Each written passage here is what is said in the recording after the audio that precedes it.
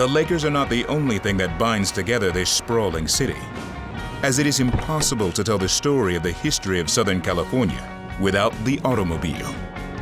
LA's car culture is world famous, from the iconic freeways crisscrossing the Southland to the many local museums that pay tribute to the automobile, including Irvine's Mercedes-Benz Classic Center. Most popular car in Croatia is probably Mercedes-Benz. Much like the Lakers' rich and storied history here in Los Angeles, Mercedes-Benz has also solidified its history with the automobile, and this showroom is a monument to that enduring tradition. We usually have around a dozen vehicles, anything from an 1886 Benz patent motor wagon replica up to a 1935 500K. The 1935 500K is a beautiful example of pre-war manufacturing quality and design elegance. The overall message here is you can drive these vehicles for hundreds of thousands of miles and have a resource to go to.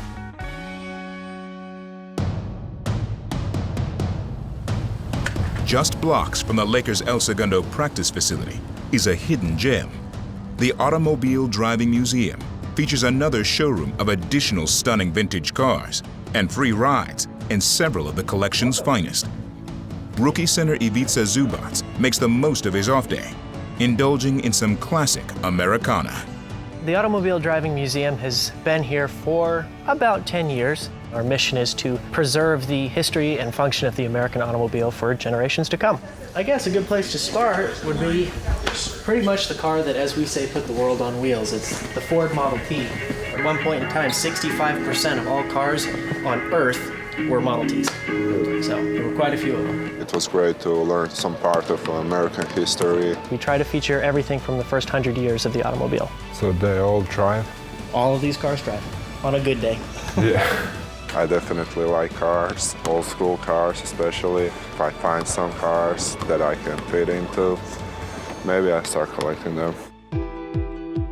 American cars, especially American luxury cars from this time, were huge and covered in chrome and really gaudy and extravagant. And that's just the American way, I guess you could say, in that time.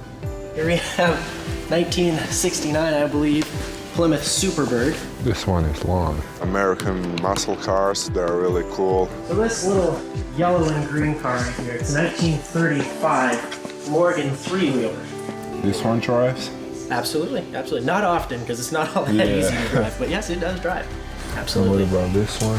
This one is This is a little 54 Nash Metropolitan. But it looks nice. Yeah. I like this one. Biggest thing buying a car for me is definitely room, because there's not much car I can fit into. This was a car where if you owned it, you would never ever drive it. You were supposed to ride back there and be chauffeur driven. I can fit in there. Give it a try if you like. For Zubac, considering his height, if he were alive in those times, his best option would have been a chauffeur-driven town car. Oh, yeah. Being able to fit in that car, it felt great. This gotta cost more than $1 million. Close to, yeah. This car was $5,050, and if you figure in 1936 the average price of a house was about $8,000, it's pricey, very pricey.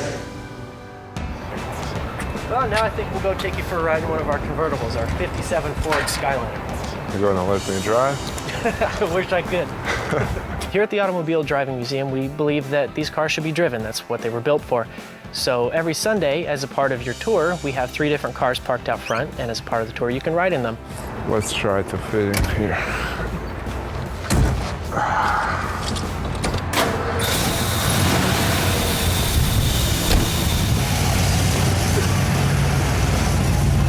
For a big car, you'd expect more.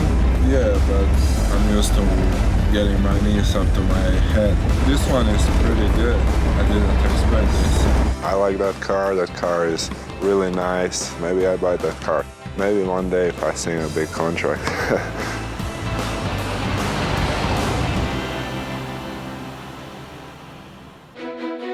On the next Backstage Lakers, the architect behind the Lakers' legendary success in LA is remembered